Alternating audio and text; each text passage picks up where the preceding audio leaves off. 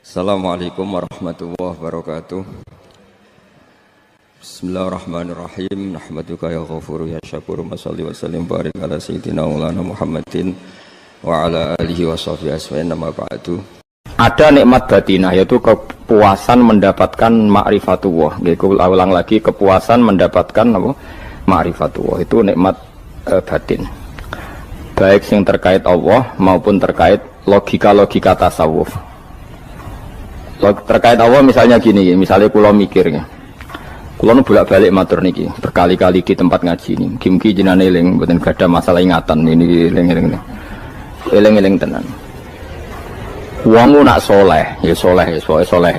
Cek soleh mulai cilik, cek soleh dadakan terus husnul khotimah. Pokoknya napa?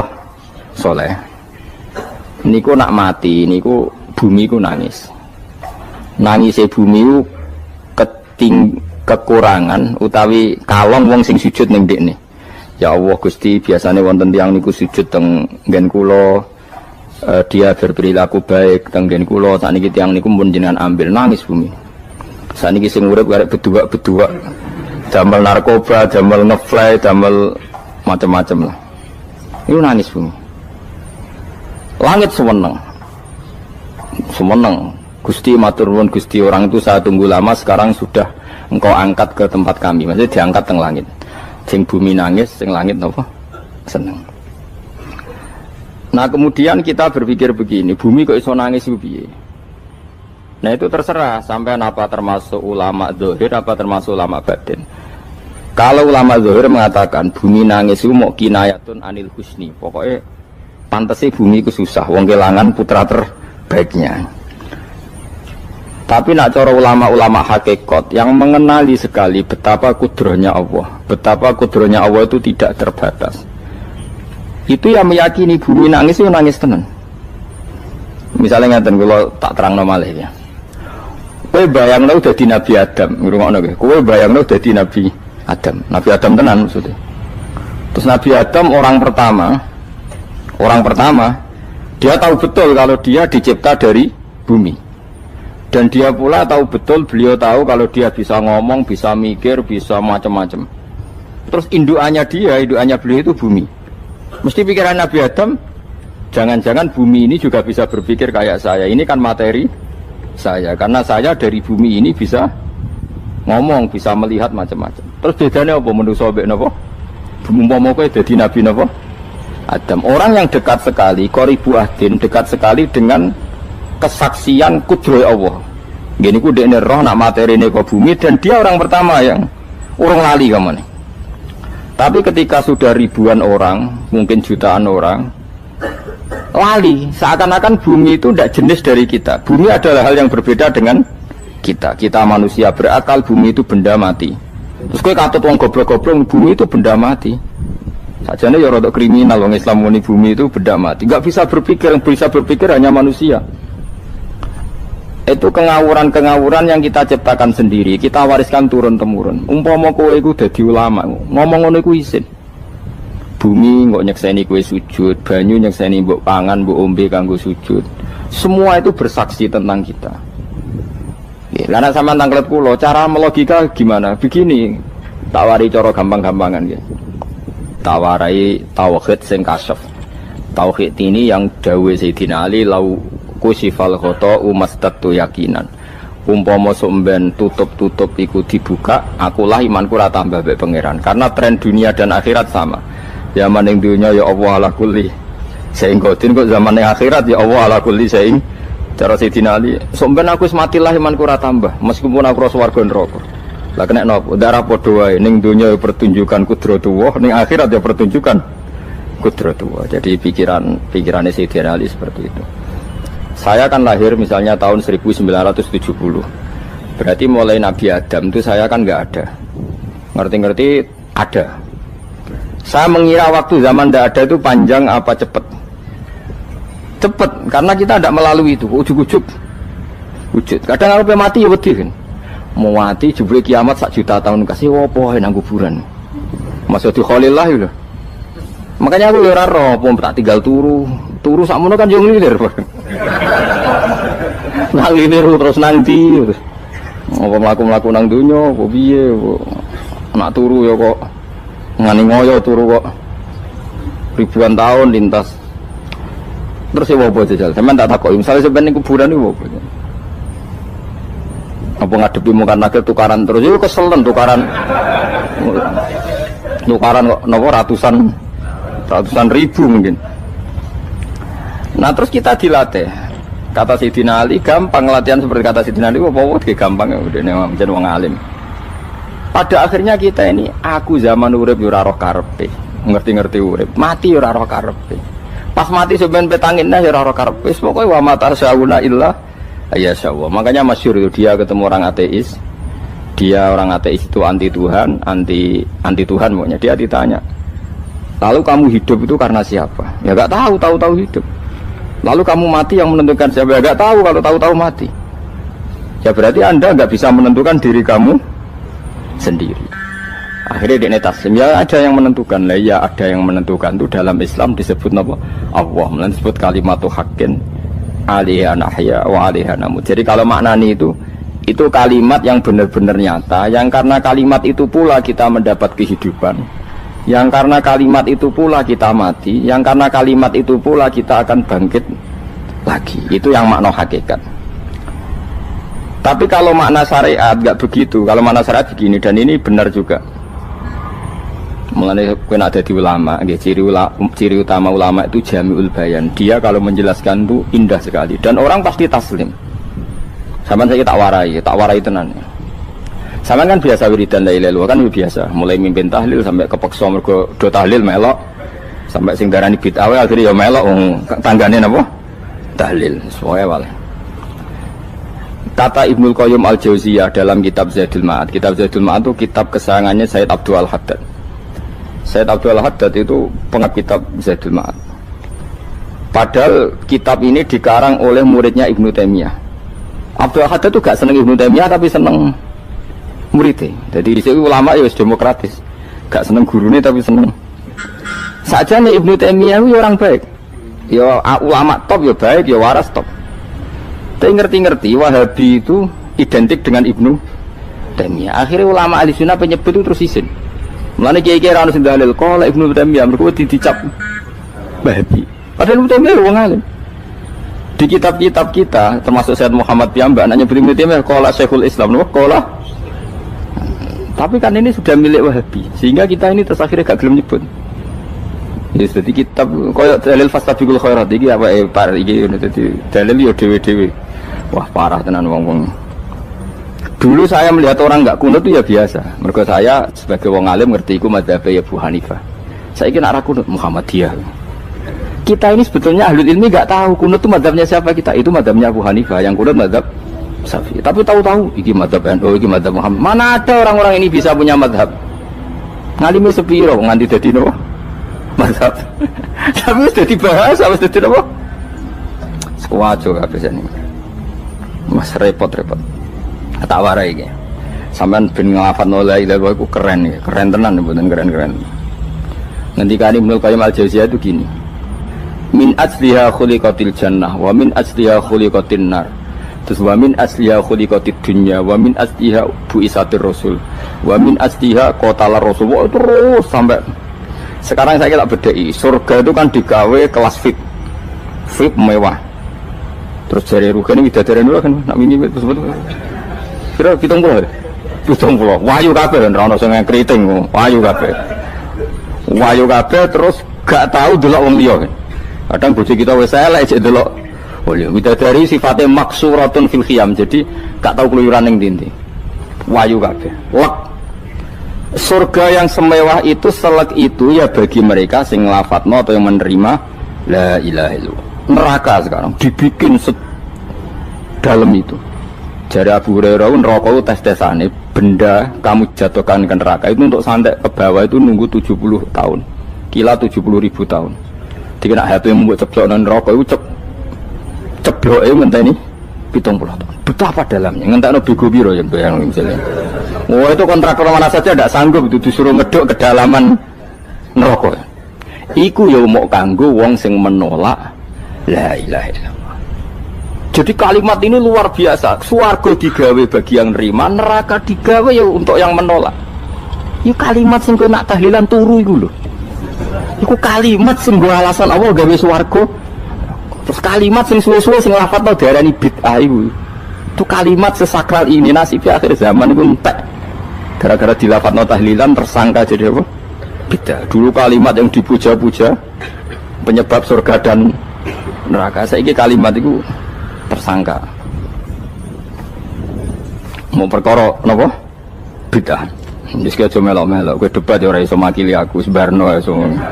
Kok kowe terusno dalan tok. Dah. Berarti la ilaha illallah itu kalimat yang surga dibikin karena itu, neraka dibikin ya karena itu. Kemudian Allah punya sunnah, lalu butuh pelatihan. Dikasihlah Allah dari bumi. Dia manusia butuh latihan, dibikinlah bumi. Dan ini latihan ikrar la ilaha illallah dengan sadar, dibikinlah bumi, liyabluwakum terus dites. Wes digawe bumi, ono makanan, ono minuman, ono wong wayah, ono pegatan macam-macam, wong diutang wis mbulet macam-macam. Gue ngetes, eling la ilaha apa eling utangi, eling la ilaha apa eling kasuse, pokoknya dites. Karena nggak fair kalau Allah bikin itu kemudian nggak dites, dibikinlah darul imtihan. Dunia itu bahasa Arabnya darul imtihan, tempat tes-tesan. Imtihan mana apa? Tes, liyabluwakum, diuji. Wes diuji kita hidup. Artinya kita dihidupkannya pun oleh Allah demi tes-tesan la ilaha itu disebut kalimatu haqqin alaiha. Nah ya sebenarnya kita hidup pun ini untuk dites. Pada akhirnya la ilaha illallah apa enggak? Paham ya? Terus dites. Allah itu juga secara hukum itu kan nggak fair, dites kok nggak punya pemandu, dibikinlah Rasul, diutuslah para Rasul untuk pemandu.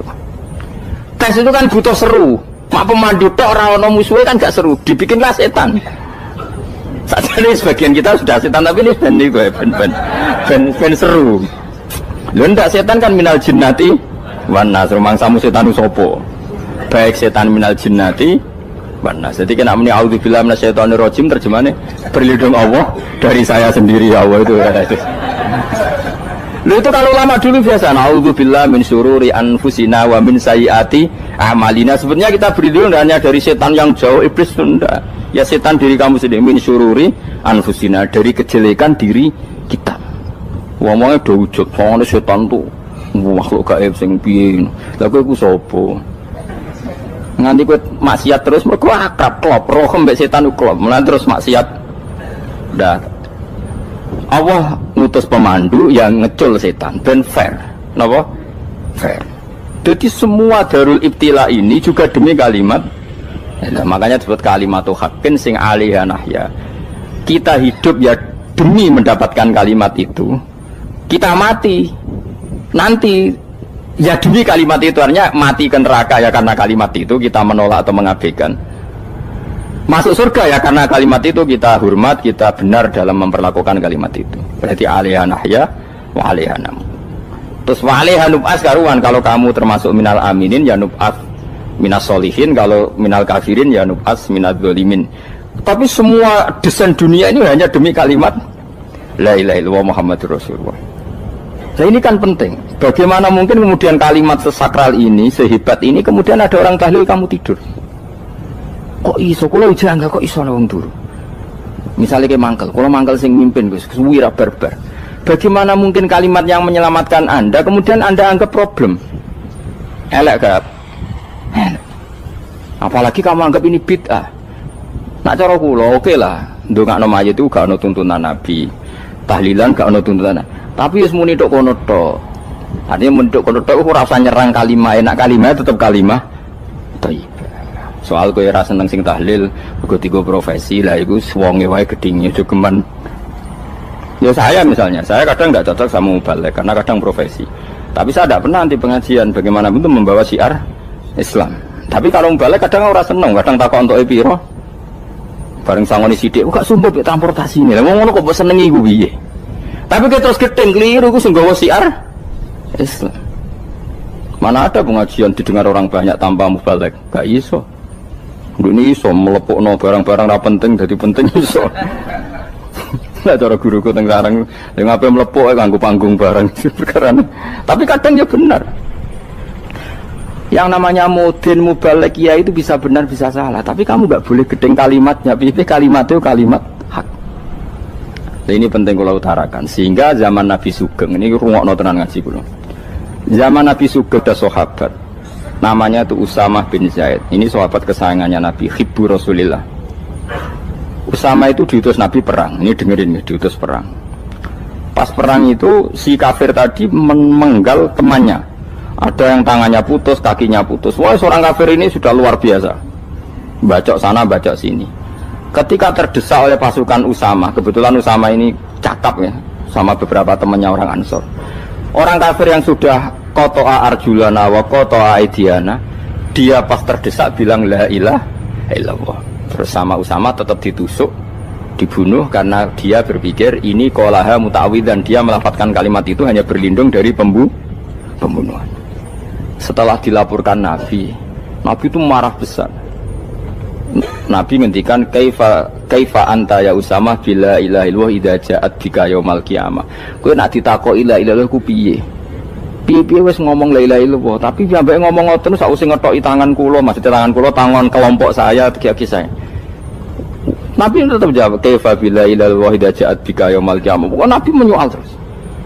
Sampai menjadi fatwa ijma'nya fuqaha, siapapun yang melafatkan la ilaha illallah harus kita terima, meskipun qolaha muta'awidzan, meskipun saat melakukan hanya cara zahir berlindung dari kematian, sehingga kita terima. Orang kafir yang 80 tahun kafir melafatkan la ilaha illallah 1 menit menjadi mukmin. Sampai ada ayat kulil ladzina kafaru iyantahu yufar lahum ma qad salam.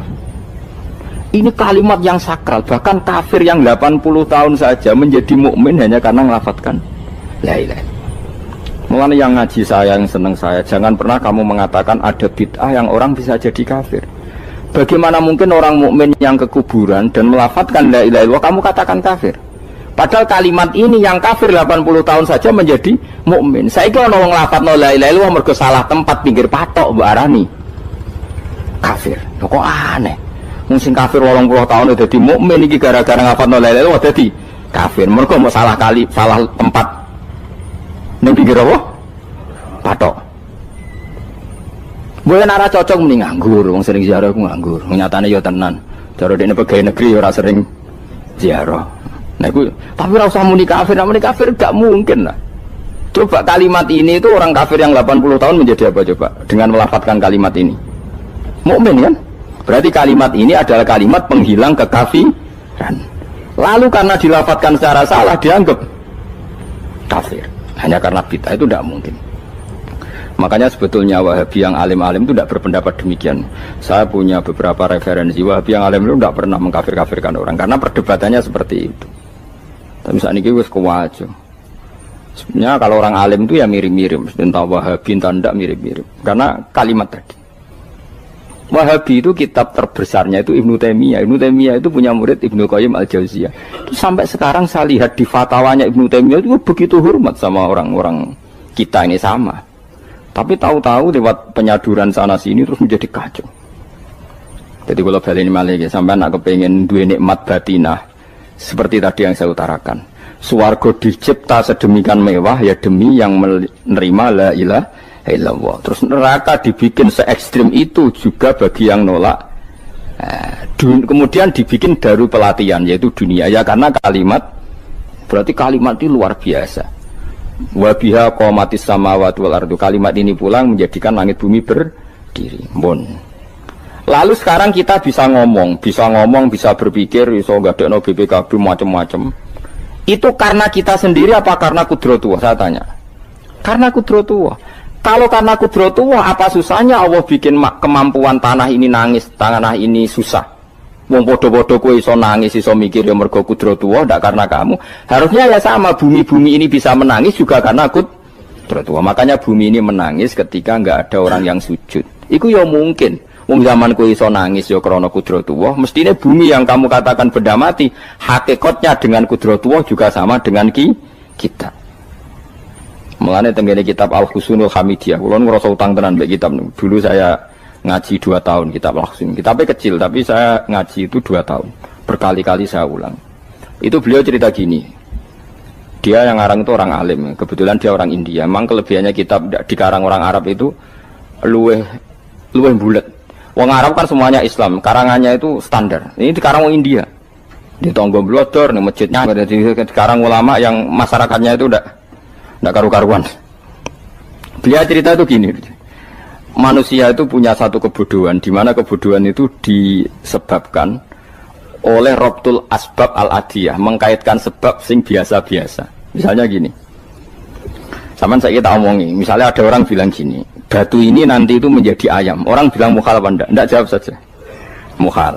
Kenapa bilang mukhal? Karena dikira enggak bisa kan? Enggak, jawab saja. Jawab satu-satu. Batu ini menjadi ayam. Kamu jawab mukhal. Alasannya apa? Alasannya enggak mungkin terjadi apa kamu enggak bisa? Sebetulnya karena kamu udah bisa. Udah. Lau ukhbiro dzakar rajul. Andai kan orang itu kamu kasih tahu, klungsu ini biji asem itu, biji pohon asem itu. Nanti yang kecil ini suatu saat besar. Setelah besar buahnya banyak, tambah besar, tambah besar. Terus orang bilang mungkin. Ketika bilang mungkin itu karena dia bisa apa hanya karena menyaksikan berkali-kali ada kejadian nak klungsu ditandur iku iso dadi gede. Coba sama jawab. Karena dia bisa apa karena hanya menyaksikan itu sering terjadi? Hanya misalnya. Artinya zaman dia mengatakan mungkin itu pun tidak memberi kontribusi ikut buat. Iya enggak? Tetap bergantung kudrahnya Allah. Dia hanya bilang mungkin karena sering melihat. Sebenarnya dia enggak sama sekali memberi kontribusi. Lha darani mungkin ya ora urun. Paham ya? Lalu kenapa dia kecangkeman terus muni wong wis mati dadi lemah gak mungkin dadi manusa meneh. Lho zaman dadi manusa sing wis ngene iki kok mani dene lara melo gawe. Terus muni mungkin mergo sering terjadi, sering roh, sering bersaksi. Berarti sebetulnya manusia itu pakai ukuran dia mampu tidak mampu apa pakai ukuran bersaksi melihat? Bersaksi. Nah ini kan problem kita sebagai manusia itu problem. Makanya disebut wa kanal insanu dzaluman jahula wis goblok aja-aja. Mergo manusia itu nak wis goblok aja-aja. Makanya saya kemarin diminta ngisi di pondok kajen. Kalau sampean berdebat sama orang ateis atau orang komunis itu gampang saja. Dilatih begini seperti teorinya Quran. Ya nanti saya teruskan ini tak ulang lagi ya. Saya ulang lagi ya. Andai kan nggak pernah terjadi telur itu jadi ayam, nggak pernah terjadi sama sekali. Telur itu jadi ayam. Terus kamu mengasih tahu orang tadi, telur ini loh nanti jadi hewan yang hidup terus terbang. Mesti dia bilang mohal, mau benda mati kok nanti jadi benda hidup yang terbang ngalor ngidul. Berhubung sering terjadi dan dia pun tidak ikut bikin, bilang mungkin. Paham? Saya ulang lagi ya. Berarti dia bilang mungkin karena sering apa? Terjadi dan dia lihat. Andai kan pertama kali nggak ada telur sama sekali yang jadi ayam, terus pengalaman pertama di dunia belum pernah terjadi. Kamu kasih tahu telur ini nanti jadi ayam terus terbang. Orang ini bilang mukhal enggak? Mukhal. Berhubung sering terjadi bilang enggak?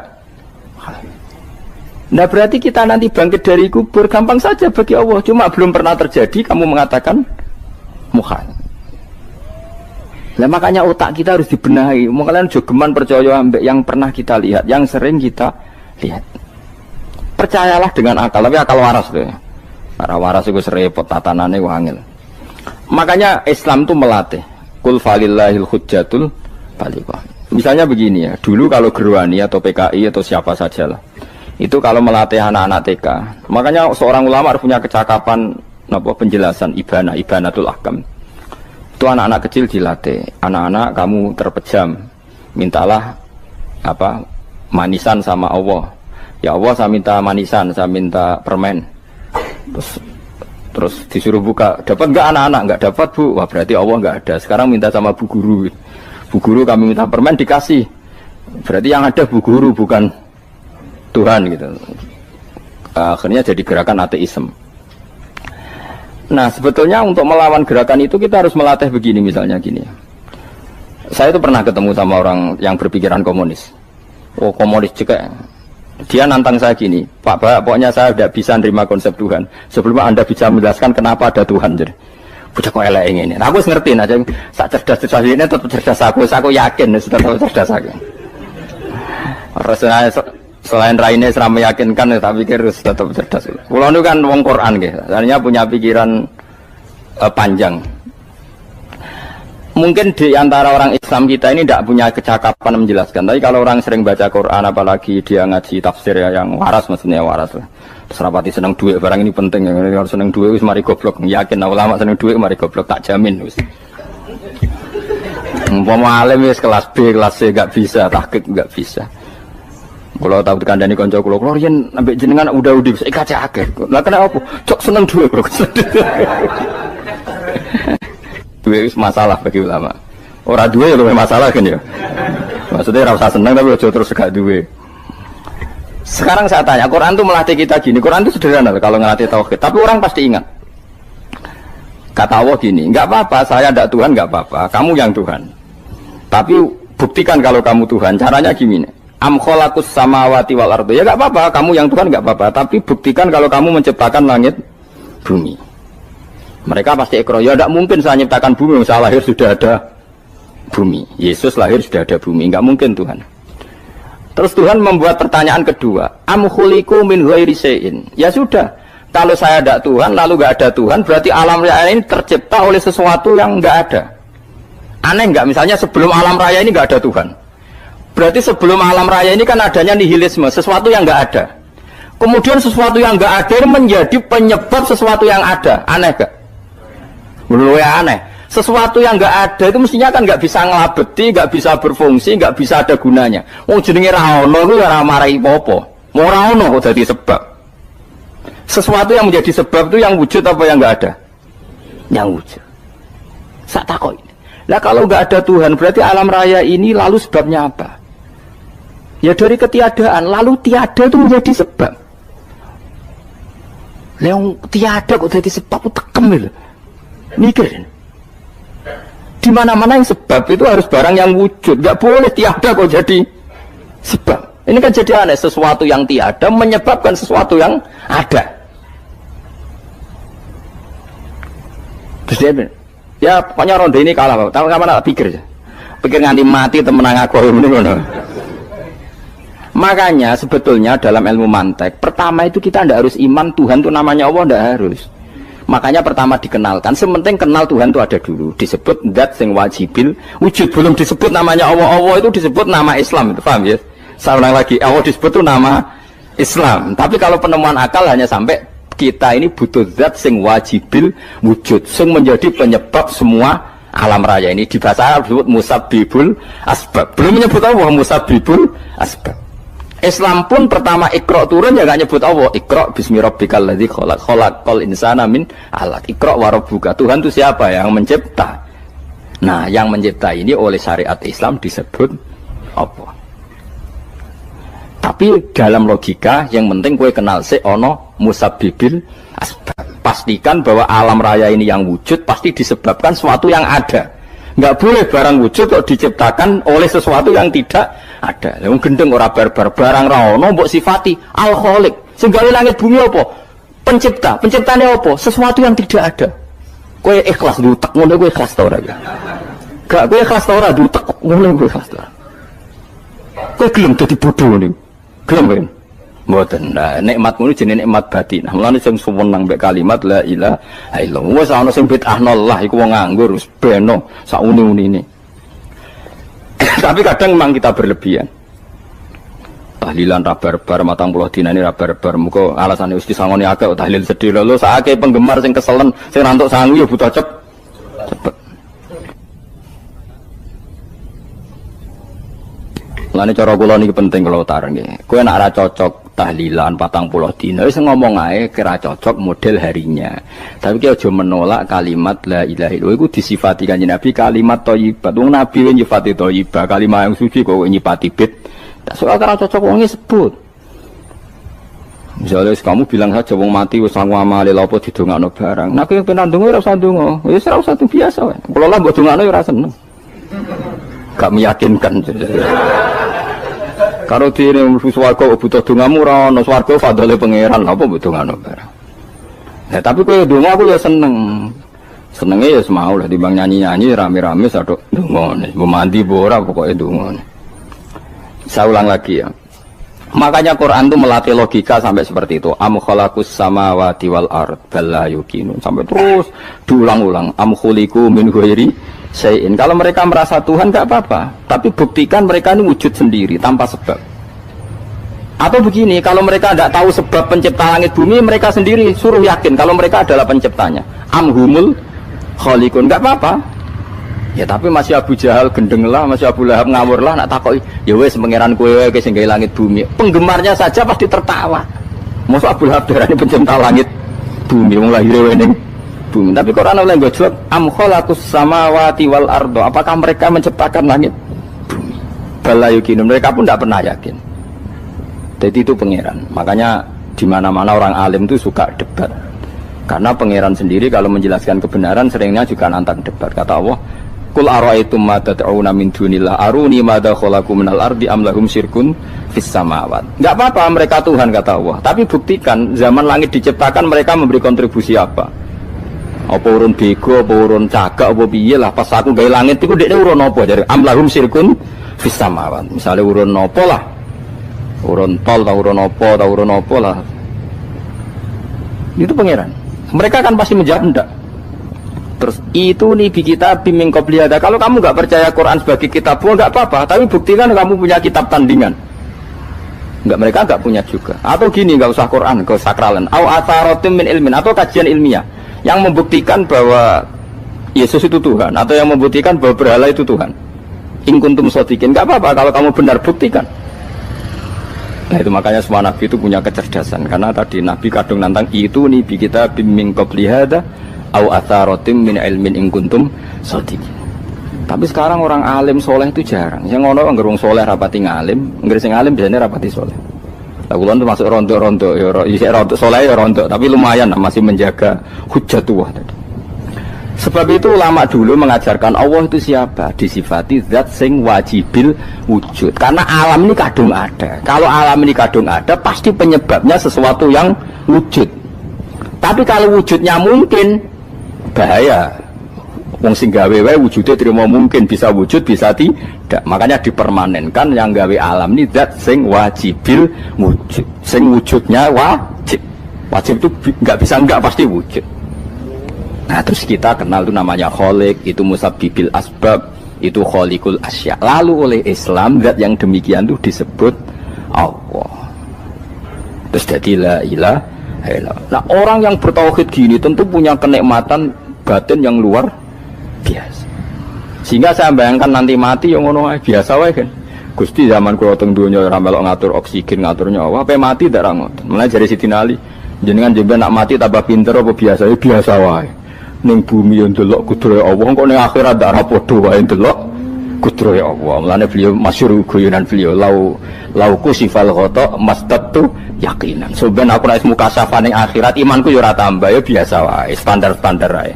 Maksudnya kue ning dunya ujung-ujungnya paling pokok ya menyaksikan kudratullah.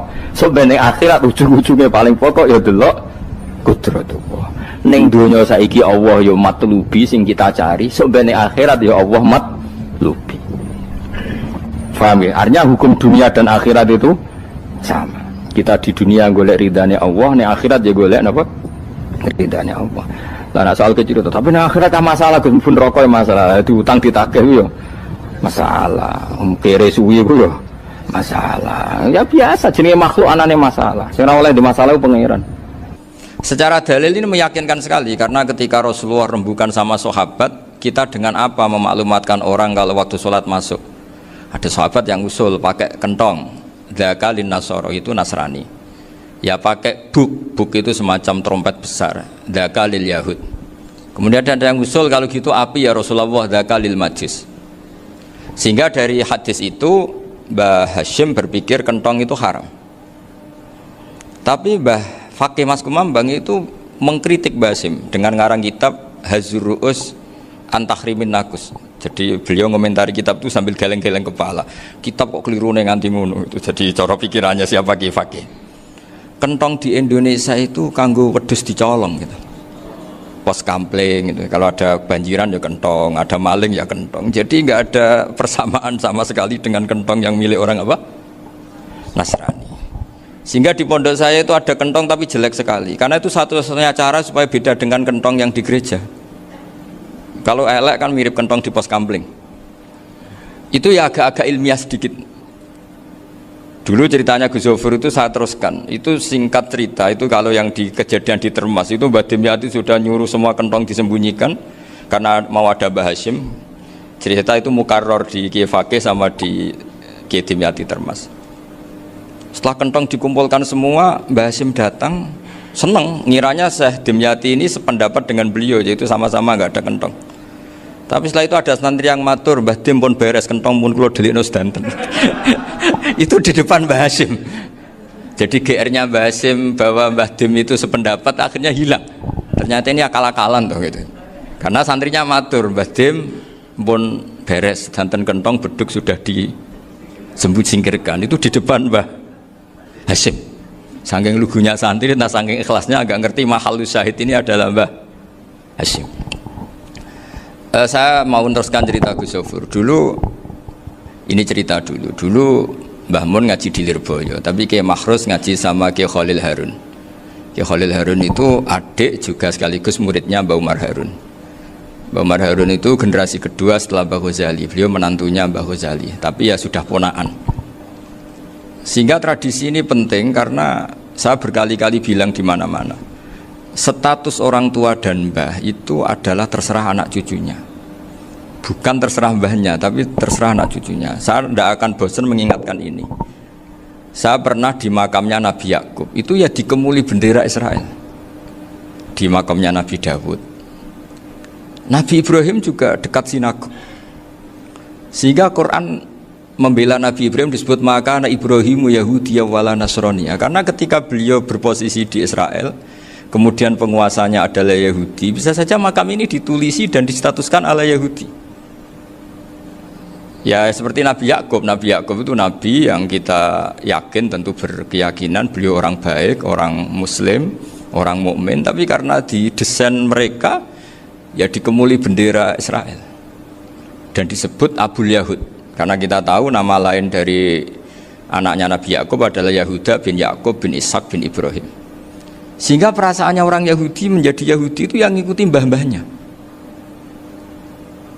Nah khawatir saya ketika buyut-buyut kita kaya. Buyut saya itu orang kaya dulu, namanya Badur Rahman. Itu kaya sekali, tanahnya banyak. Dulu cerita Mbah Hashim ya kaya sekali. Mbah Maksum juga kaya, Mbah Abdul Aziz juga kaya. Karena dulu itu inginnya kiai itu yo ketok sugih lah, gak ngel-ngelo santri. Tapi nanti kalau cucu-cucunya sudah tidak alim, itu tidak dianggap punya tanah itu karena untuk fasilitas santri. Aku tak kedonyan, mbah-mbahku ya kedonyan. Buktinya tanah yombo. Karena dia akan menafsiri sesuai cara berpikir. Makanya sanad keilmuan yang diceritakan Gus Zofur itu harus diulang-ulang. Kalau nggak diulang-ulang, maka kita akan berpikir sendiri untuk menafsirkan masyayikhon al-kiram atau ajdadan al-kiram. Nah, ini yang bahaya, yang sering Quran mengingatkan. Jadi ada status yang disematkan oleh anak cucu kayak orang Yahuda tadi, Yahuda bin Yakub bin Ishak bin Ibrahim, itu menstatuskan mbah-mbahnya yang bernama Ibrahim itu Yahudi. Sampai Quran sendiri yang bela maka anak Ibrahimu Yahudiyya wala Nasraniyya. Karena secara geografis sekarang Ibrahim di Israel dan otoritas itu juga milik mereka, sehingga mereka bisa masang-masang atribut yang menunjukkan kalau itu Yahudi. Beberapa al-alim al-alamah yang minnah itu sudah wafat dan kadang-kadang dzurriyyahnya itu tidak kita. Kalau sekarang orang bahasakan kubu sebelah. Akhirnya ya nggak boleh dikholi, nggak boleh diziarah. Terus seakan-akan yaqtaduna bi ra'yi, seakan-akan mereka berpendapat dengan pendapat syekh ini, padahal enggak. Nah sehingga tradisi ketersambungan sanad tadi, baik secara genetik atau secara asbab, itu harus terjaga. Saya beberapa kali banyaklah sering diceritain Mbah Mun. Dulu Mbah Munawir ini cerita ya, Mbah Munawir itu saking senenge kitab, ben santri ini so ngaji kitab. Itu kalau ada alumni Lirboyo, alim disuruh baca muin di sini itu Mbah Munawir ikut. Saking ingin tasjeknya, ingin ngajari santri bahwa ngapal Quran oh hafal tok, tapi yo paham. Dan penggalinya Mbah Munawir itu sampai klimaknya dulu Mbah Zaini itu nate nikah sama Nyai Komariah kalau nggak salah, binti Karim, binti Manap. Punya putra Gus Habib, Gus Toha yang diantara putrinya dinikahi Gus Rosin ini. Terus akhirnya kesampaian juga ketika Mbah Munawir punya mantu alim alama namanya Mbah Ali Maksum, angsal Nyai Hasyimah. Sampai Pondok Kramcak ma'ruf bil ilmi, terutama ilmu sorof dulu karena Mbah Maksum itu komplain, fa'ala ya fulu kok terus fa'alan ya, fa'ala ya fulu ya uf'ul gitu kan, masuk fi'il kok jejer isim gitu. Jadi dulu kata Mbah Mun itu ada persaingan ilmu sorof, sorofnya Mbah Maksum Ali Kuaron sama Mbah Ali Maksum Jogja. Jadi wali antok, yang satu Maksum Ali Kuaron, yang satu Ali Maksum.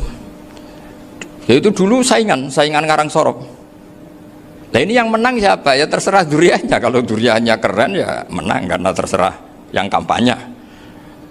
Saya bayangkan adekan Mbah Zubair tidak punya anak sealim Mbah Mun, mungkin kalau Mbah Zubair juga tidak sewow kalau punya putra Mbah Mun, karena saya berkali-kali bilang kalau dalam syair Arab itu kama takarroma, kadang dilafatkan kama tasyarrofa bi Muhammadin adnanu. Orang berpikir Adnan itu siapa? Itu karena ada Nabi Muhammad SAW. Orang mencari-cari Mbah Mun itu mencari Mbah Zubair karena ada Mbah Mun. Orang mencari Mbah Dahlan karena ada Mbah Zubair. Wong kok alime ngono iku bapake sapa? Wong kok alime ngono iku putune sapa? Tapi kalau kita ini sudah ndak alim, ini orang sudah nggak tertarik nyari-nyari leluhurnya karena dianggap selesai.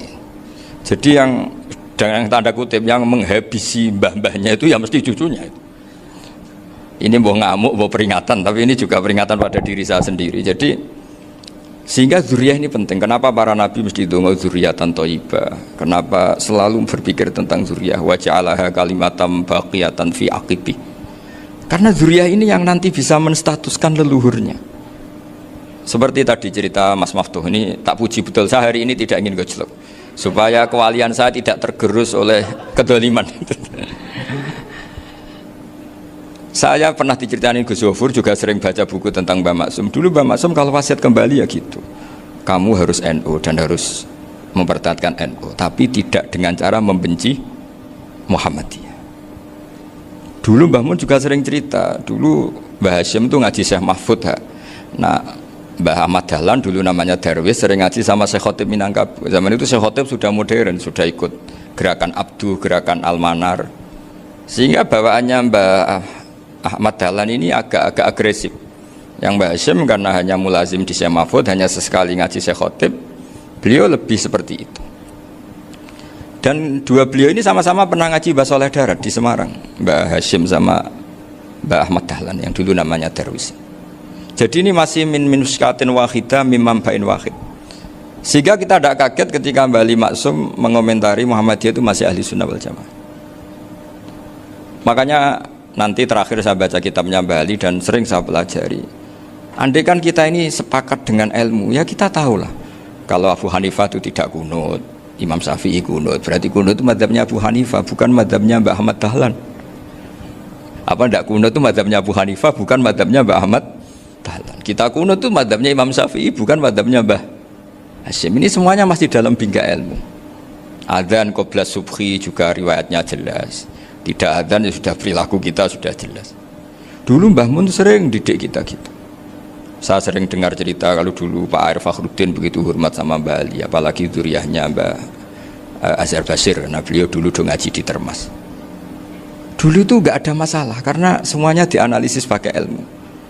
Tapi sekarang pakai identitas, yang kunut itu NU, yang nggak kunut Muhammadiyah. Berarti Abu Hanifah itu Muhammadiyah, Imam Syafi'i itu NU. Berarti Imam Syafi'i itu ya anak buahnya Ki Miftahul Ahyar kira-kira gitu kan. Nah, karena anak buahnya Pak Said Akil. Kan terus jadi repot. Dulu kita ini pengagum ilmu, bukan pengagum perbedaan. Sehingga di sini yang saya kagum dari sekian ceritanya Mbah Ali Maksum, supaya kitab ini to the point, supaya nggak lama-lama karena waktunya juga. Nanti kalau kemalaman ini kena semprit ini sudah. Ini diantara yang diceritakan Bali itu unik. Imam Syafi'i itu sering tawassul, sering wasilah sama siapa itu? Abu Hanifah. Ini sudah tak petakan, saya baca yang sensitif lah, so yang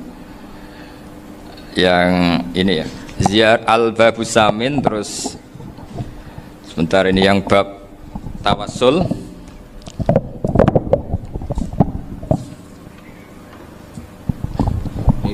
halaman 90, mungkin santri-santri kerap ya bisa ngecek lagi di kitab Hujatul Ahli Sunnah.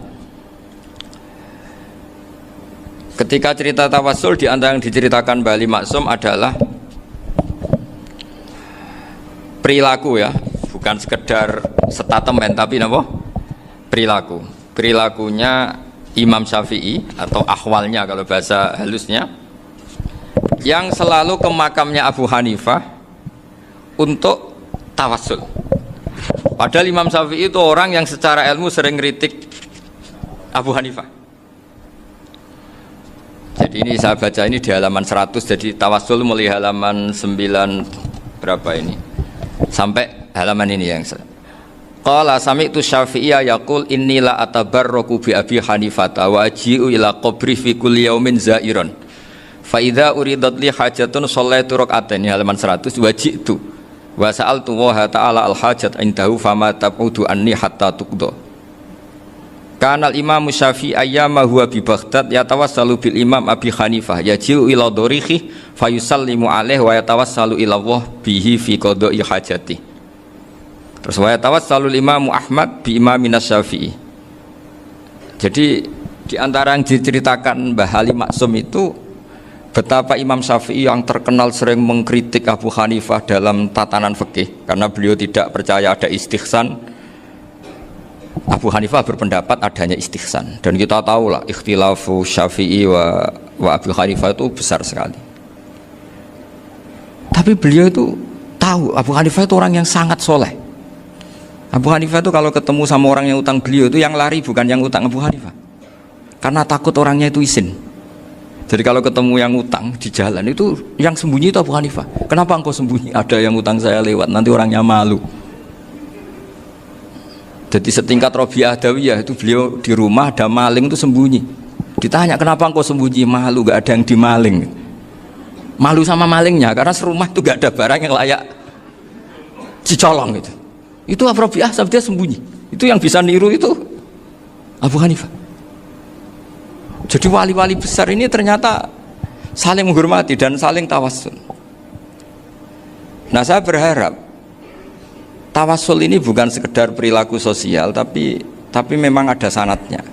Sehingga terus diceritakan Bali di sini dulu istaqa Umar bil Abbas. Kata siapa tawassul harus dengan Rasulullah SAW? Dulu istaqa Umar bil Abbas. Sayyidina Umar itu tawassul istisqa dengan Sayyid Abbas. Padahal kita tahu Sayyid Abbas ini tidak nabi. Terus beliau cerita sampai Imam Syafi'i tawassul sama Abi Hanifah. Sehingga gak ada perdebatan itu kan Umar. Kalau Umar kan ada jaminan boleh diikuti karena beliau sahabat. Bali cerita tentang Imam Syafi'i yang tawassul dengan Abu Hanifah. Seargumentatif itu. Sehingga ada cerita dalam sebuah tafsir. Ya saya ulang lagi, ada cerita di sebuah tafsir. Kenapa Nabi Musa ditanya Allah wa matilka biyaminika ya Musa? Ma'ana wa ta'ala a'lam, tentu Allah sangat tahu yang dibawa Musa itu apa. Karena Allah tahu Nabi Musa itu grogi. Orang dipanggil Bali Maksum pasti grogi, santri dipanggil Mbah Mun pasti grogi. Kenangan saya setiap dipanggil Mbah Mun ya mesti tanya yang ringan-ringan, wis sarapan ha. Arung sarapan ya sarapan. Pas sarapan ya kan tanduk mangan sing enak, wong santri ora tau mangan enak. Ya enggak pernah ngomong yang penting, ngendikan yang penting. Nah, karena Nabi Musa ini grogi, ini sebagian tafsir. Itu ditanya yang ringan, sahaja itu gawa apa? Karena pertanyaannya ringan, Nabi Musa juga ringan. Ya Nabi Musa itu sampai lali, itu pangeran, sing ya'lamu sirra wa akhfa. Diterangno. Niki tongkat Gusti. Gunane kathah Gusti tongkat iki. Qala ya asaya atawakkau 'alaiha wa ahusyu biha 'ala ghanami wa liya fiha ma'arifu ukhra. Oh, tongkat Gusti niki penting Gusti. Nggih nak. Nggih macam-macam lah Gusti. Atawakkau 'alaiha wa ahusyu biha 'ala ghanami kangge menghalokan. Masih terangno terakhir dan yang lain-lain Gusti. Wa liya fiha ma'arifu ukhra. Sehingga akhirnya rileks. Karena Nabi Musa terus ngerti. Ternyata ketemu pangeran itu gak seserem yang saya bayangkan gitu. Pertanyaannya ringan. Itu ada ilmunya. Tapi cerita ini yang versi tafsir ini tidak yang seperti di Manaqibul Ghazali.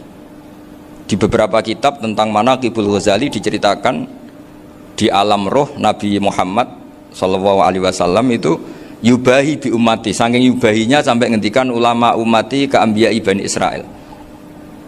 ulama umatku itu pinternya atau statusnya itu mirip-mirip lah. Kaf itu ya mirip-mirip lah, mirip-mirip kayak ulamanya nabinya Bani Israel. Akhirnya Nabi Musa itu tersinggung sekali, bagaimana mungkin ulama disamakan dengan apa? Nabi. Sehebat-hebatnya ulama itu kan tidak akan yablughu darajatan nubuwah atau yartaqi ila darajatin nubuwah. Itu akhirnya ya kalau kamu nggak percaya panggil. Yang dipanggil Imam Ghazali. Ya Nabi Muhammad juga gak mau kalah gitu. Kalau manggil ulama RT ya kalah keok gitu. Akhirnya Imam Ghazali datang, ditanya sama Musa, "Mas muka, nama kamu siapa?" "Ana Muhammad bin Muhammad Al-Ghazali At-Tusi Asy-Syafi'i." Itu disebut panjang. Terus Nabi Musa guyu-guyu. "Kamu ulama kok ngomong yang gak penting, ditanya namanya kok penjelasannya sepanjang itu, dianggap itu satu kesalahan. Masa tanyanya nama kok ditanya jawabnya Muhammad bin Muhammad Al-Ghazali At-Tusi Asy-Syafi'i, kepanjangan itu." Ketika Nabi Musa agak mencibir, agak gimana itu, terus jadi Imam Ghazali, kalau ini masalah, lebih masalah jenengan. Apa itu? Yang tanya jenengan tuh Allah ya alamus sirra wa akhfa, dan Allah hanya tanya wa ma tilka biyaminika ya Musa. Harusnya jenengan jawab asoya titik, bukan kepanjangan. Atawakkau 'alaiha wa asyubiha itu kepanjangan. Allah tanya yang di bawah kamu itu apa? Yang di tangan kamu. Harusnya jawabnya hanya asoya. Tapi kenapa penjelasannya sepanjang itu? Sampai terakhir waliya fiha ma'aribu ukhra. Terus pinter tenan kayak gitu. Terus Nabi Musa terus bilang, "Ya pinter tenan aja gitu." Padahal kita tidak pernah GR seperti itu kan, kebetulan Imam Ghazali gitu. Kalau yang lain mungkin ya keok lah kira-kira gitu. Tapi ini cerita dalam khazanah keilmuan. Benar yang dikatakan Gus Zofur. Saya termasuk orang yang pernah mondok Lirboyo Pasanan. Jadi setelah saya disuruh nemani Gus Kamil, tahun berikutnya Gus jenengan disuruh. Pokoknya anakku bosak wulan lah kudu tahu mondok Lirboyo. Biar aku tahu ngaji Mbah Karim. Terus yang disuruh mbaturi Gus Kamil itu saya. Jadi saya pernah 1 bulan tuh di Lirboyo. Karena saya ini santri beling ya, kontraknya pokoknya penting ziarah Mbah Karim. Biasanya nggak pernah ngaji. Pokoknya gerbar ngisa ziarah ya sudah. Ngaji subuh ingat saya sama Gus Imam itu dari 17 hari ingat saya ngaji 2 kali. Tapi kalau ziarah ke Mbah Karim sudah lupa jumlahnya karena memang kontraknya disuruh ziarah sampai seperti itu. Dan saking senengnya bangun sama Mbah Karim saya masih ingat ngamplopi salam template itu masih ingat untuk Gus Anwar, untuk Gus Imam, untuk Gus Kafabi, termasuk untuk Gus Maksum. Itu malam-malam saya dijak ngamplopin. Zaman itu saya masih ingat selawewu. Zaman itu kos 1 bulan itu 13.000. Jadi kira-kira kalau 25.000 itu untuk kos 2 bulan. Jadi saya krusnya itu pakai kos. Saya masih ingat Mondok Sarang itu kos 1 bulan 13.000. Berarti kira-kira 500.000 itu di amplopin sendiri sama Bang. Ini untuk Gus War, ini untuk Gus Imam, ini untuk Gus. Padahal Gus Imam ini mondoknya sudah di Mbah Mun. Itu Mbah Mun hormatnya sampai untuk jatah salam template. Nah yang ribet kebalikannya, kita pulang Gus Imam karena melihat Gus Kamil ini putrane Mbah Mun, Gus Kamil disangoni. Saya juga disangoni karena Gus Imam dulu ngaji juga sama Pak D saya, sama keluarga saya. Itu kata Gus Kamil setelah keluar, "Mau kamu nih gua abal ya?" Boten, berarti gua aku. Karena ini penting. Ini kalau sampai dianggap tukar guling ribet deh. Jadi ditakwil sendiri lah. "Mau kamu nih gua abal ya?" Boten wis, yes berarti halal. Tapi sama Mbah Mun ya ditanyanya bukan apa karena untuk meneruskan tradisi bahwa kalau kiai ketemu itu ya saling memberi hadiah, saling itu sudah faqaddimu baina adina jawakum sodaku. Sehingga ketika Kapya ini punya Bali Maksum alim allamah, kemudian melahirkan murid-murid yang juga ibar kayak Mbah Warsun bisa ngarang Kamus Al-Munawwir, Pak Bik juga punya karangan Kamus Al-Mu'asir. Saya itu punya semua. Karena ini adalah buah dari bahwa kita ini tidak kalah sama produk-produk yang di sana. Bahwa produk di kita ini sudah cukup untuk mengantarkan orang menjadi alim allamah. Dulu Mbah Zubair ke Mekah ya sudah alim allamah. Gus Zofur ke Al-Azhar sudah alim. Semua teman-teman kita ke Mekah itu sudah alim semua. Padahal produk mondoknya ya tadi mau digojlok kiai ini, terus mangkel be keamanan biasanya itu.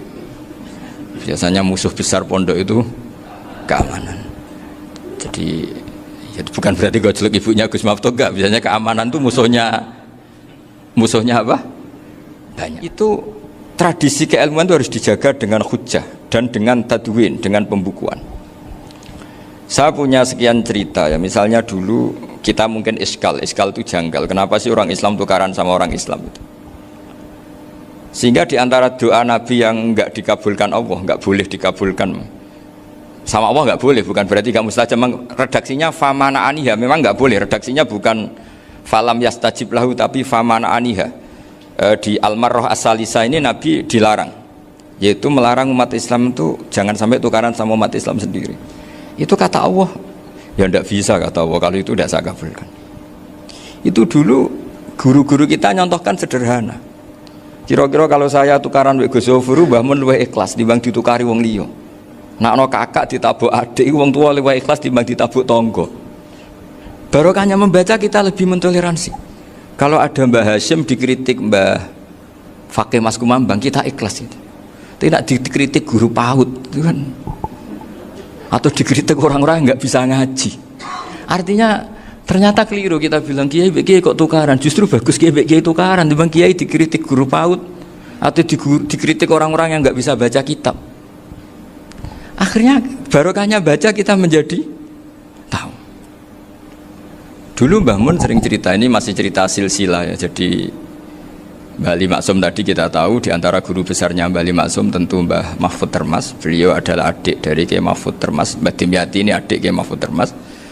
Itu punya saudara namanya Abdul Razak, juga punya saudara namanya Dahlan, itu yang membawa Thariqah Syadziliyah di Solo Raya, yang sekarang alhamdulillah diteruskan Gus Wafi. Dulu di antara pesannya Mbah Mun ke saya, hak Wafi kandani kon ziarah ning Mbah Dimyati. Mergo Thariqah Syadziliyah dulu itu yang bawa keluarganya Mbah Dimyati. Jadi semuanya ini masih dzurriyyatan ba'duha min ba'd. Nah pesan saya karena tadi Mbah Munawir yang termasuk orang pertama yang bawa Quran, bawa Qiraah Sabah. Kenapa saya bilang termasuk? Karena kalau bilang paling yang pertama ini nanti butuh data dan itu agak kerepotan. Tapi yang jelas mimman istahara lah. Mimman istahara yang membawa Sabah ke sini itu adalah Mbah Munawir.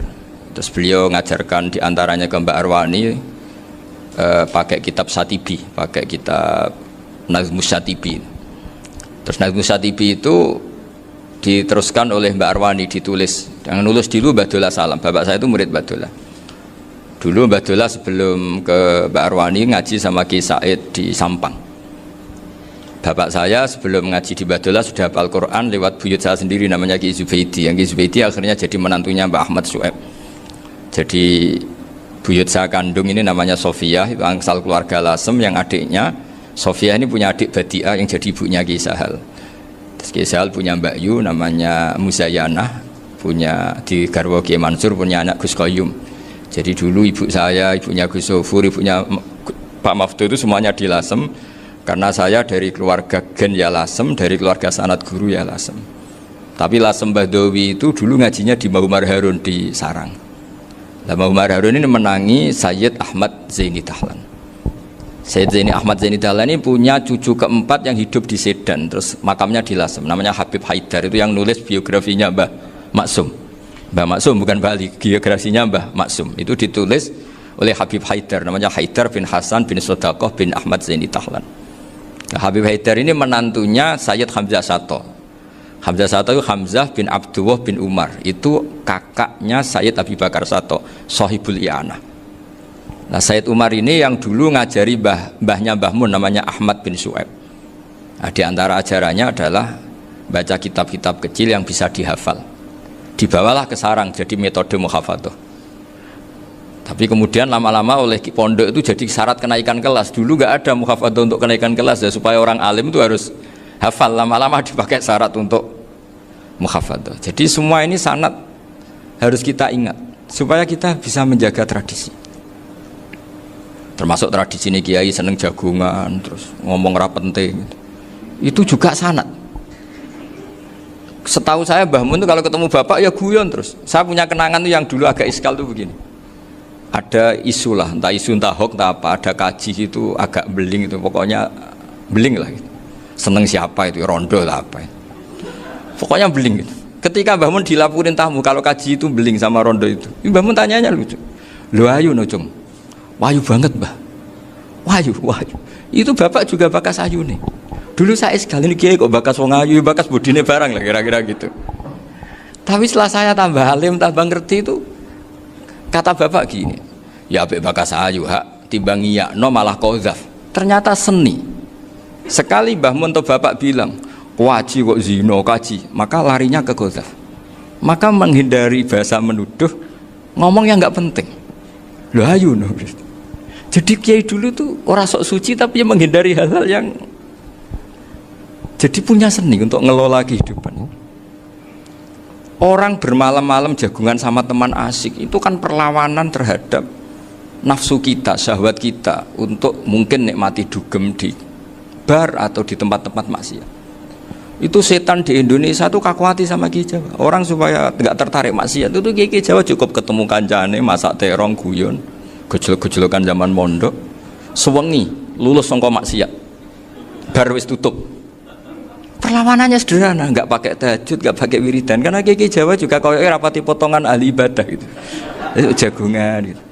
Jadi setahu saya itu pernah lihat Bali itu sekali ketika beliau ngisi ceramah di Mbah Hamid Bedowi, saya masih kecil diajak bapak. Dulu kalau bapak ngelihat Bali sama Mbah Hamid itu mesti nangis, karena dua orang alim bertemu. Yang akhirnya ya bisanan itu Mbah Hamid punya anak Gus Nasih, di sini ada Mbah Nafisa, terus jadi Mbak Salih Hindun itu. Jadi dulu tuh ya guyon terus ketika ketemu. Itu yang sering bodoni Mbah Hamid itu ya Ki Bisri. Ki Bisri itu kalau datang ke Ki Hamid Pasuruan, nak wali tenan aku teko ditata nomangan. Jadi ukurannya ya ternyata sampai sana dikeimangan tenan. Masih belum mengakui, kan nak wali tenan aku kiai rung di mobil, dongakno aku di mobil. Sudah kalah satu seri itu masih gak terima. Lalu itu Mbah Hamid akhirnya berdoa, ayo monggo, mugi-mugi Ki Bisri gak ada mobil. Itu setelah didoain masih tanya, mereknya apa merek? Jadi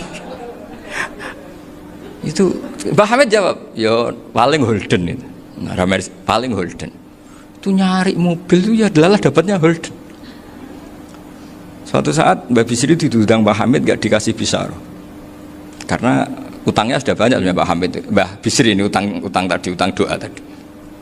Itu ya gak dikasih besar ya gak mau kesang apa-apa kelambimu kayak aku. Didol sama muhibbinya Mbah Hamid, itu harganya melebihi jatah bisaroh. Ketemu Mbah Hamid, Kang, susu Kang, mergo. Jadi dulu itu rileks, makanya ini yang diceritakan ke Zofur. Sebetulnya kalau kiai-kiai itu bersanat itu ya rileks, hidupnya itu rileks. Karena rileks ini perlawanan terhadap kemungkaran. Saya dulu musyawarah sering sama Gus Zofur usul fikih. Itu jelas di antara yang ditulis Lubil Usul itu. Ya kita tahu tadi misalnya sanad usul fikih, Mbah Ber itu sangat al-usuli, Kiai Zubair Dahlan, abahnya Mbah Mun. Punya murid di antaranya Kiai Sahal. Kiai Sahal punya karangan Thariqatul Husul fi Syarhi Lubil Usul.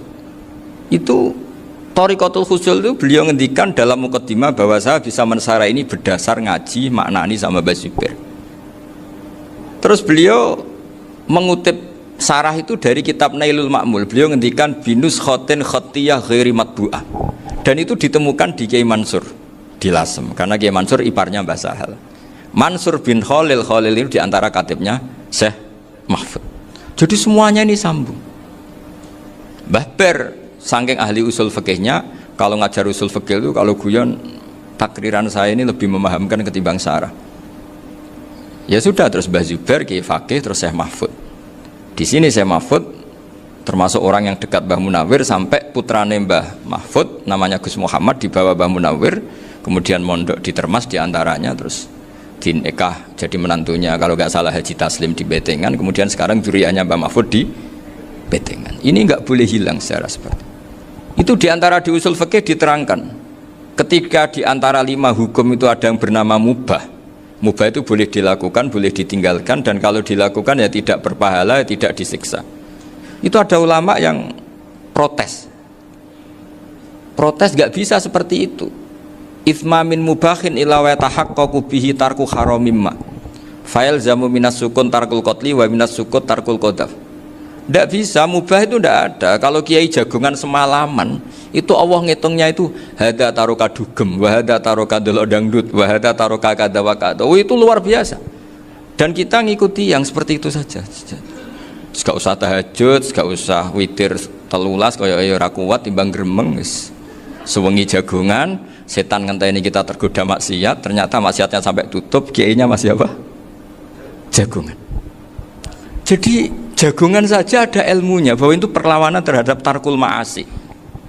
Sehingga bagaimana Anda katakan mubah ini mubah, toh gunanya adalah tarkul haram. Meskipun efek mubah juga bisa tarkul wajib, wae bojo blonjo turu. Ya karena wae ngrumat ibuke turu. Itu halal wajib. Jadi mubah itu resikonya ya bisa tarkul wajib, bisa tarkul haram. Sehingga kalau sanad ini terjaga secara baik, secara kultur, saya sering juga saguan sama Gus Yofur itu mesti tak niati gitu. Jagungan wong alim kuwi ibadah dan menikmati ibadah adalah dabul auliya wa dabul ulama. Kata Imam Ghazali pada akhirnya waqud buhadatin al istilzat bil mubahat. Kata Imam Ghazali pada akhirnya qutbu hadatin madaru hadatin, pokok dari agama ini adalah melawan kemaksiatan dengan kita menikmati al istilzat bil mubah. Kita menikmati sesuatu yang dibolehkan Allah Subhanahu wa taala. Dan seperti ini itu bisa qasmu dhuhri syaitan, bisa menghancurkan punggungnya setan. Karena kalau melawan setan dengan ibadah ini kadang kita capek selain isra potongan. Tapi nak kangkang neng komplek H gitu jagungan mbek kancane ngenang melarate mbok ngenang ras sekolah ramunggah kenangan sing ramunggah diarani istiqomah gitu kan diarani tulus zaman sing munggah dianggap kesusu. Saya ini punya pondok Quran, kalau ada yang hafal 3 tahun mesti digojol kancane gak apik kesusu itu mesti tidak barokah karena tergesa-gesa apa hatam. Sehingga yang nggak hatam-hatam itu kayak partai mayoritas. Ini yang partai tulis zaman katanya. Ahli sobri katanya. Akhirnya di pondok gara-gara itu mau guyon, tapi nggak ada stigmasi yang saya nggak naik. Di pondok sarang itu saya punya temen itu banyak yang sekelas dengan saya, sekelas sama Gus Kamil, akhirnya sekelas dengan Gus Zofur. Padahal saya ini kakak kelas. Saya temannya Gus Kamil, temannya Gus Zofur. Ini anak ini nggak pernah naik. Itu nggak dinyek, nggak dicibir di pondok. Karena guyonan tadi. Guyonan bahwa ini bagian dari bentuk apa? Istiqomah. Nanti yang goblok juga tenang. Karena kiainya cerita, kadang santri goblok ya barokah. Di sini pondok akeh santri ora tau sinau ning omah dadi kiai gede. Selalu kiainya tuh cerita seperti itu. Akhirnya sing goblok ya bangga dengan kegoblokannya. Iya, jadi kiai itu orang yang meskipun guyon ini barokahnya Masya Allah. Dan setahu saya kiai-kiai alim itu ya senengannya guyon, karena tadi guyon itu luar biasa. Bapak saya itu kalau pesan sama saya itu enak ngaji guyon nice. Wong ning omah mikir utang, mikir wedi bojo macam-macam kok ngaji kok jak nangis pisan, nangis ping pindho gitu. Sudah jak guyon ae. Paling gak lali. Gitu. Dan beliau punya dalil kul bi fadlillah bi rahmati fa bidzalika falyafrah. Jadi jangan sampai orang ini farah bil maksiat, jangan sampai orang itu. Dan ini yang saya kenang dari sekian cerita murid Bali. Mbah Ali Maksum ya senang guyon. Gejol-gejolkan mbek santri guyon. Ini saya maklumatkan ke semua santri beliau bahwa ini bukan sekedar guyon, tapi al-istilzat bil mubahat. Ini adalah perlawanan terhadap setan karena banyak orang bisa senang tuh kalau nunggu maksiat. Ini bisa senang dengan sesuatu yang tidak maksiat. Itu kayak apa hebatnya? Makanya Nabi itu kalau ketemu sahabat ya sering ngendikan yang ringan-ringan. Ya Umar ma'afalan duher jong mana piye ije. Kalau ketemu anak kecil ya. Nanti ketemu yang tua-tua yang sudah nggak bisa mikir ya cerita-cerita saya mohon sekali murid-murid kerap ya. Jangan hanya ngaji fikih. Kalau hanya ngaji fikih itu posisi Abu Hanifah itu seakan-akan nyun sewu orang yang sangat tidak ahli hadis. Karena beliau di situ kelihatan kalah sekali dengan Imam Syafi'i. Apalagi di perdebatannya Muhammad bin Hasan Asy-Syaibani dengan Imam Syafi'i itu kelihatan sekali betapa Abu Hanifah itu orang yang nyun sewu ditinggalkan dalam ilmu hadis. Sampai beliau hanya dapat gelar min ulama ahli ra'yi, termasuk ulama yang kuat logikanya. Juga harus baca kitab-kitab seperti ini. Ternyata di balik Imam Syafi'i mukhalif pada beliau di bab-bab fikih, perilakunya sangat hormat. Sampai beliau tuh kalau tawassul ke kuburannya Abu Hanifah. Dan beliau ngendikan an-nasu fil fiqhi iyalun ala Abu Hanifah. Semua orang yang ahli fikih itu masih anak buahnya Abu Hanifah. Saya berkali-kali cerita, mazhab Syafi'i itu alatut tadhir hanya 2, yaitu alma wa turab. Abu Hanifah nambahi wanar. Alasannya Abu Hanifah orang mukmin yang dosanya banyak itu dibakar di neraka, dan alasannya Allah litadhirihim untuk mensucikan mereka. Sehingga pikirannya Abu Hanifah an-nar itu min alatit tadhir. Apa yang terjadi ketika bata itu batu bata yang dibakar, di situ campur teletong, campur apa-apa, itu kalau sudah mazhab Abu Hanifah selesai, sudah suci karena sudah ngelewatin pembakaran. Meskipun kita tidak akan kalau kehilangan air terus wudhu dengan api, bisa bunyak semua itu. Tapi apapun itu menjadi solusi. Sehingga saya punya kitab namanya Ikhtilafu Malik, Ikhtilafu Malik wa Abu Hanifah atau Ikhtilafu Syafi'i ma Abu Hanifah. Itu kelihatan sekali kalau Abu Hanifah itu nyuruh posisinya kalah. Karena yang ngarang orang-orang Syafi'i. Tapi kalau melihat kitab-kitab kewalian, misalnya di kitab Mizan Kubro ini juga sering disebut kisah itu Mbak Ali Maksum tentang Imam Sa'roni. Berkali-kali beliau mengutip Mizan Kubro. Itu Abu Hanifah adalah orang yang sangat mukasyafah. Artinya ketika Nabi cerita air wudhu itu menjatuhkan dosa, tidak ada air wudhu yang jatuh ke kamu kecuali saat itu juga dosa kamu jatuh. Itu beliau datang ke Madharota Kufah. Kemudian beliau bilang sama si orang tua tadi, tub anizina. Orangnya terus bilang atubu minazina. Ada lagi pemuda datang dibilangin tub an ukuki walideka, terus bilang tub tu an ukuki walidayya. Sampai yang terakhir ada tub an simai alatilahwi atau an samai alatilahwi, terus tub tu an samai. Ketika orang itu ditanya, kenapa engkau begitu tahu dosanya apa? Saya tahu air wudhu ini menjatuhkan apa. Jadi kira-kira kalau zina mungkin ya batang babi lah. Kalau hanya sekedar melihat bak-bak mungkin ya curut atau tikus lah kira-kira gitu. Nak dulu sediluk ya mungkin ya tikus cilik gitu.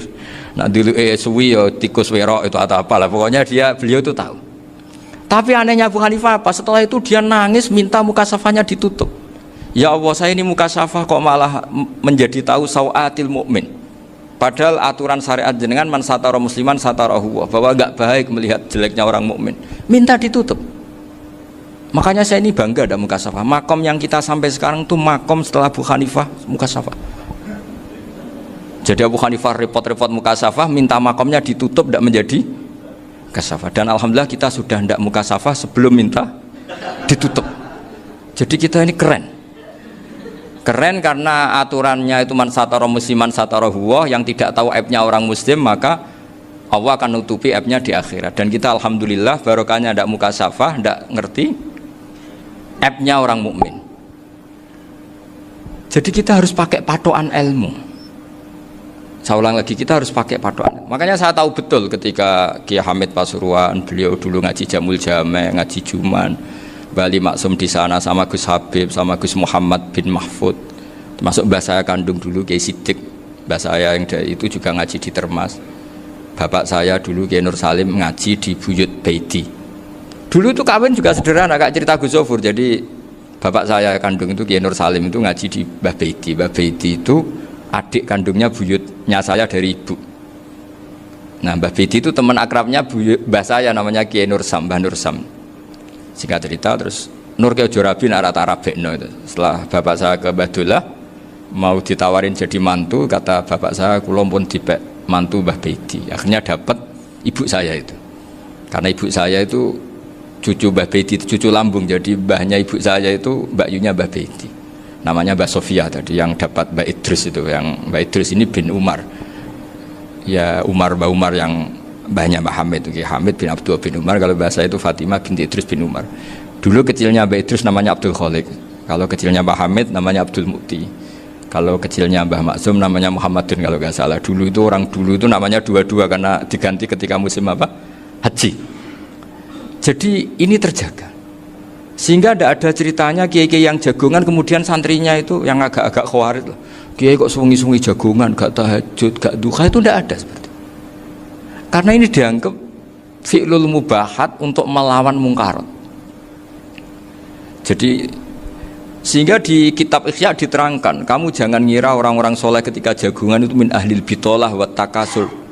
Itu orang-orang yang pemalas itu enggak. Tapi mereka bisa mengasyiki Allah. Bahwa dalam jagungan ketemu teman ya asik, gejul-gejulkan sama Pak Maftuh ya asik.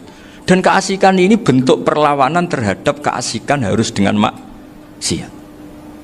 Itu kayak apa kalau kita ngaji sampai seperti itu? Termasuk tadi yang diceritakan Pak Maftuh kitab Hunyah. Semoga beliau cerita juga pernah belajar. Saya pernah belajar kitab Hunyah khatam. Itu diantara yang diceritakan Syabdul Qadir Al-Jilani tadi, kata beliau Al-Jilani dipakai Jim Al-Jilani. Ini agak beda dengan kita. Mbah Zubair itu punya kitab namanya Al-Qalaid Al-Uluiyah. Beliau menfatwakan nama-nama ajam itu kamu bebas. Ajamiyun fasna bihi masyita. Sehingga kita kalau punya kiai harus mau qolal ustukhri, sehingga mau qolal istukhri. Tirmidzi juga nasibnya sama. Qalat rawahut Tirmidziyu. Sehingga rawahut Turmudziyu. Yang satu rawahut Tarmidhiyu. Ya karena kita keluarganya Tarmidhi apa enggak gitu. Makanya kata Mbah Mun sama masih ingat. Kata cerita Gus Zofur tadi, adabnya Gus Zofur itu cerita tentang keluarga ibunya. Padahal keluarga ibunya juga orang-orang soleh yang luar biasa. Itu kata Mbah Mun, kowe roh jenenge Imam Bukhari tahu ya. Jenenge sapa? Saya nyebut Muhammad bin Ismail bin Ibrahim bin Muhirah bin Bardasbah. Lah iya Bardasbah mbok waca Bardisbah yo. Lah cara kene mbok Parmin mbok Parlan. Jadi Bardisbah mbok Bardasbah iku cara kene yo Parmin mbok. Iku rak Mbah Fadl Senori dadi kabeh diwaca Arab. Jenenge Mbah Umar Harun. Dhisik yo wong sarang Mbah Harun mbok kira nang yo ora roh, wong dhisik yo wong kuno. Jadi kalau versi Mbah Fadl termasuk yang pertama bikin nasab Mbah Maksum itu tulisannya Mbah Fadl yang dikutip Habib Haidar tadi. Ya saya seperti Gus Zofur juga mencari-cari hubungan ulama-ulama di Jawa. Itu Mbah Mun itu kalau bicara mbahku ono sing jenenge Kiai Serut. Kalau ditulisannya Mbah Fadl itu Syaraf. Jadi Mbah Fadl itu fanatik orang-orang alim itu ditulis Arab, kalau Mbah Mun itu Jawa. Dulu itu ada wali seto di daerah saya. Dulu orang ya janggal, ternyata ada sato itu kesamaan di Arabnya itu. Sehingga kiai-kiai itu ada fanatik Tirmidzi, Turmudi, Tarmidzi, Jilani, Jailani karena ajamiyun fasna bihi masyita. Jadi kalau nama-nama ajam semonggo lah baca sekenanya sementing. Cuma mungkin tahqiqnya benar Pak Maftuh tadi, memang di Mu'jamul Buldan itu Al-Jilani bikasri Jim, ya sudah kita baca Al-Jilani.